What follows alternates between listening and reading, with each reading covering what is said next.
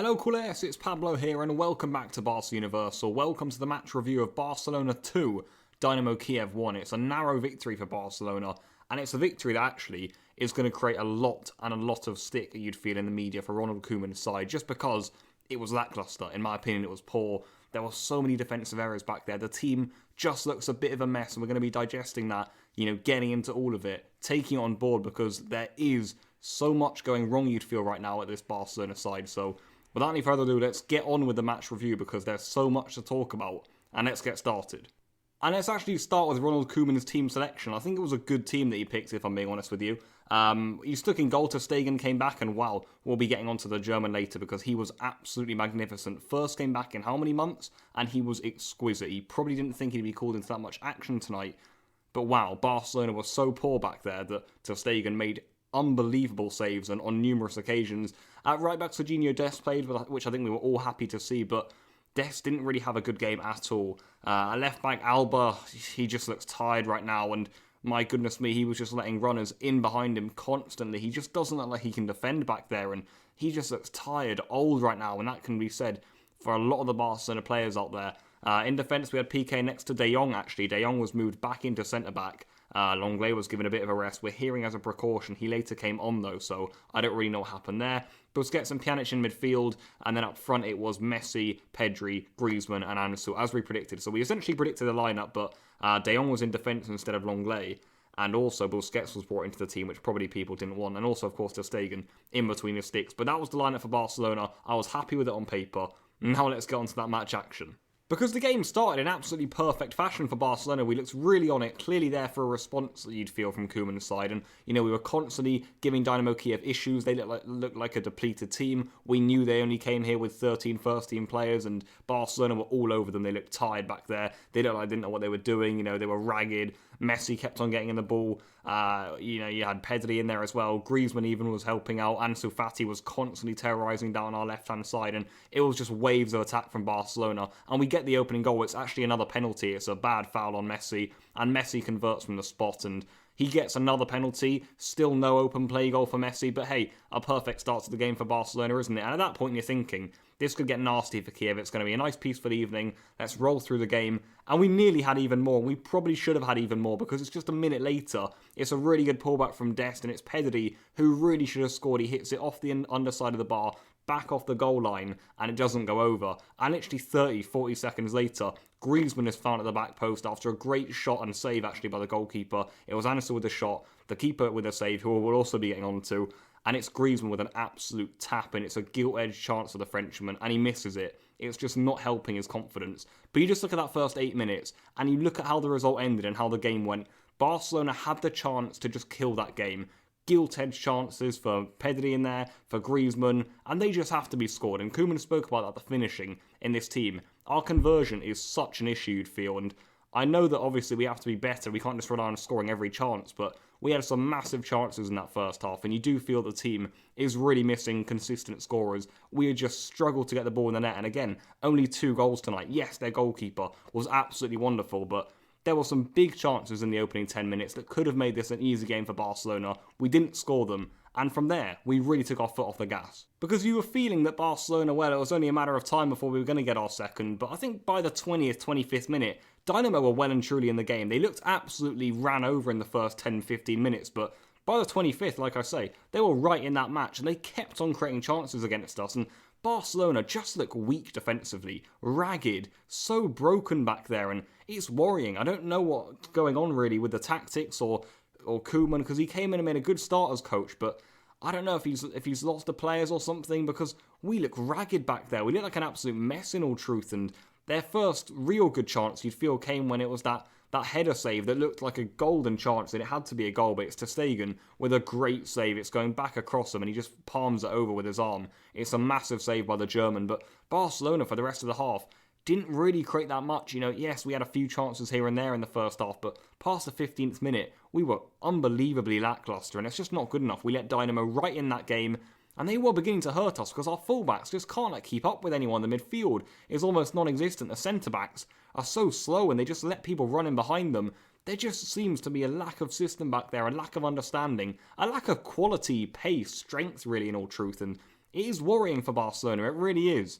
And it probably got even more worrying in the second half, guys, because Barcelona didn't go out in the second half and really make things right. We had a few chances until PIQUÉ's goal, which we'll be getting onto later, but it was Dynamo with the big chances. Again, just balls in behind our defence. Alba's meant to be quick. He's quick going the other way, but defensively, they're running in behind Jordi Alba like he's not even there. It's Stegen who gets in. It's a good save by Stegen, and I don't even know how I can keep up with the chances Dynamo had because they had so many balls in behind, chances, great saves by Stegen, and he made so many tonight. It was unbelievable. He really did. Stegen saved Barcelona so much back there, and it was just worrying. Like I said earlier, the defence, no strategy, no desire, no ability really. You know, the pace, the desire in the team, it's just the stamina. What's going on back there? Clearly we need young players. We need a left back like Grimaldo or Cucurella back there. We need a centre-back like, I don't know, Koundé, Eric Garcia, even an Upamecano or Pau Torres. These sorts of players for me, and we don't have them right now. An extra midfielder as well in there who can actually run the game a bit more, like Mikel Merino from Sociedad. Some players like these are for me. I know I'm talking about transfers, but I think we should. I think we should be looking at where can we improve this team because we have no money right now from the top, and it's just not looking good because the team out there on that pitch is just struggling so much, and Dynamo had a few good chances there at the start of the second half, and it was Barcelona who made it 2-0 in the end. It's a good cross from Ansu. PIQUÉ had stayed up from a corner, and it's a great header by our number 3, who didn't have his best game defensively in all truth. You know, his pace is shocking really back there for nights like these when they have quick attackers, but it's a good header by him, and you are feeling, well, thank goodness me for that, because Barcelona now are finally in control. We're 2-0 up, and Dembélé came off the bench. He was really bright for me. He's a player I think who we have to start more. He can go past people. He makes things happen. He had a load of shots there, and their goalkeeper, who let's actually talk on now, was wonderful because he made a great save from Dembélé. He made countless saves during the match as well from, the Messi free kick earlier. I think Pedri had a good shot saved by him. Ansu Fati had loads. Even Trincao in that second half.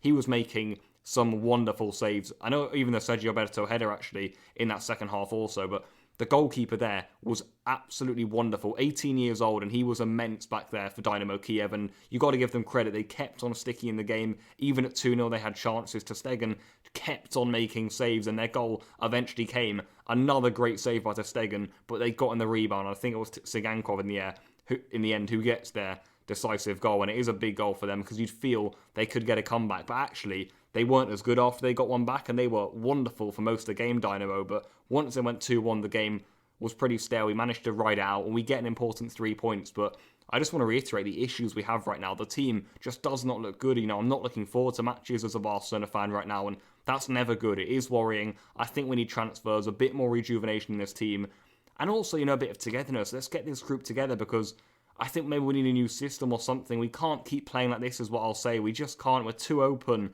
We're too exposed, and I sometimes want to bring it back to Valverde, who came in with this sort of group of players who knew their limitations, and he made it work, and I wonder whether Koeman is trying to play expansive Barcelona football with a bunch of ancient and unfit players, and I think that's what it looks like out there. Valverde knew the limitations of the squad. He put us in that almost 4-4-2 block, but it just made games easier, and right now I think we're trying to play a style that with these players just does not really work. They can't cover ground. They're not in the correct positions. I don't know what's going on back there, but it's just not looking good, and I think that's there for everyone to see. We don't really want to be speaking on negatives because, hey, we've got our win. We're on 9 points now. We're in a good spot in the Champions League, but I think almost everyone will be focusing on negatives as a Barcelona fan tonight. It looked really bad out there at some stages, and you do wonder what was happening out there. It was not pleasant to watch for large parts, so I want you guys to let me know what you think about that in the comments down below, if I'm being honest, because I want to see what the general consensus is around Barcelona fans, because it was, for me, quite a terrible evening. And that is probably where I'm going to wrap up this video, guys. Like I say, let me know all your thoughts in the comments down below. There's not really much other to say on that game other than the fact that we had a load of chances. We did create some good chances. The goalkeeper was in inspired form for them.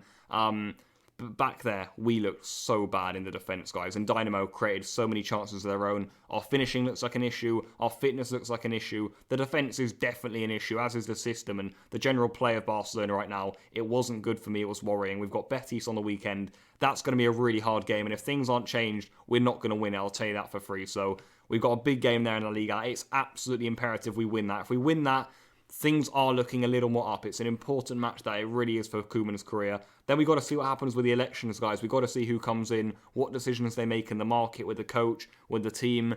There's big things coming up for Barcelona, but tonight you'd feel was quite a dark evening, even though we've got a massive 3 points in the Champions League, which essentially, guys, as Juventus have beaten Fenerbahce as expected, they thrashed them.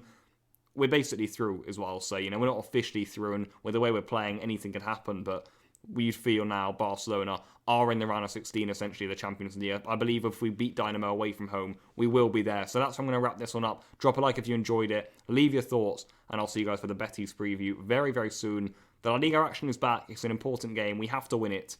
Tonight was a bad night. Enjoy yourselves, and goodbye.